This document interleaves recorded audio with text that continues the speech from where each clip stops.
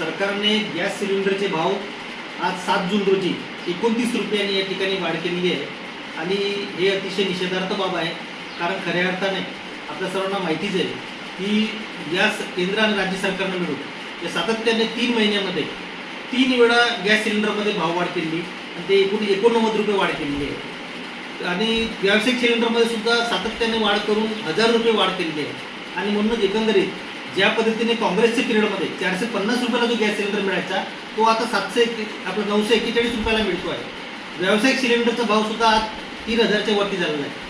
मला सांगायचं आहे की पेट्रोलचे भाव वाढले, डिझेलचे भाव वाढले, रासायनिक खतांचे भाव वाढले. जसं सामान्य माणसाचं कुटुंबाचं गणित या ठिकाणी बिघडलेलं आहे, मध्यमवर्गीयांचं आर्थिक नियोजन बिघडलेलं आहे, तसंच शेतकऱ्यांवर सुद्धा फार मोठा अन्याय आहे. कारण एकीकडे शेतकरी जे माल पिकवतात त्याला कुठेही सरकार भाव वाढ देत नाही, त्याला MSP देत नाही आणि रासायनिक खताचे भाव वाढलेले आहेत. आज 50 रुपये किलो जर रासायनिक खत घेतलं त्याची किंमत 2100 रुपये आहे आणि 1 क्विंटल गव्हाची किंमत ती 2100 रुपये आहे. आणि म्हणून सरकार जे भाव वाढ करतो आहे याच्यामध्ये गॅस सिलेंडर, पेट्रोल, डिझेल, इंधनमध्ये, तर हा फार अन्यायकारक भाव आहे. कारण जे काँग्रेसवर आरोप करायचे ते भाजपला लाज वाटायला पाहिजे की आपण काय करतोय. आंतरराष्ट्रीय बाजाराचा हवाला देता पण प्रत्यक्षामध्ये तुम्ही लोकांना महागाई वाढ करणार नाही, लोकांना योग्य किमतीमध्ये आम्ही इंधन देऊ असं तुम्ही आश्वासन दिलेलं आहे ना. तर कुठे कुठे तुमचं आश्वासन. पण मला असं वाटतं की गॅस सिलेंडरची भाववाढ म्हणजे महागाई वाढ, खाद्यतेलांची वाढ, किराणामध्ये वाढ, प्रत्येक गोष्टीमध्ये जर खाण्याच्या पदार्थामध्ये भाववाढ झाली, या पेट्रोल डिझेलच्या भाववाढीमुळे प्रत्येक गोष्टीवर भाव वाढणार आहे.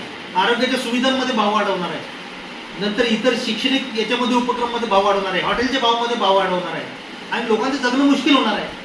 एकीकडे सरकारी नोकऱ्या नाहीत, खाजगीकरण वाढलेलं आहे, लोक करार पद्धतीने कॉन्ट्रॅक्च्युअल कामं करतात, इंजिनियर 10,000 रुपये महिन्याने काम करतायत. आज मजूर आणि इंजिनियर सारखे होऊन गेलेले आहेत आणि म्हणून कशा पद्धतीने लोकांनी जगावं हा फार मोठा प्रश्न लोकांपुढे. मला असं वाटतं की सिलेंडरचे भाव वाढवणे, पेट्रोल डिझेलचे भाव वाढणे, रासायनिक खतांचे भाव वाढवणे आणि एकूणच अशा प्रकारे महागाई वाढवणे हे सरकारचं फार मोठं अन्याय आहे. आणि या सरकारने एकतर या भानावर यावं, भाववाढ कमी करावी, अन्यथा सरकारविरुद्ध आम्ही काँग्रेस म्हणून आवाज उठवू, या ठिकाणी लोकांना जागृत करू आणि लोकांना जागृत व्हावं की सरकार कशाप्रकारे अन्याय करतायत असं मला लोकांना सांगायचं आहे.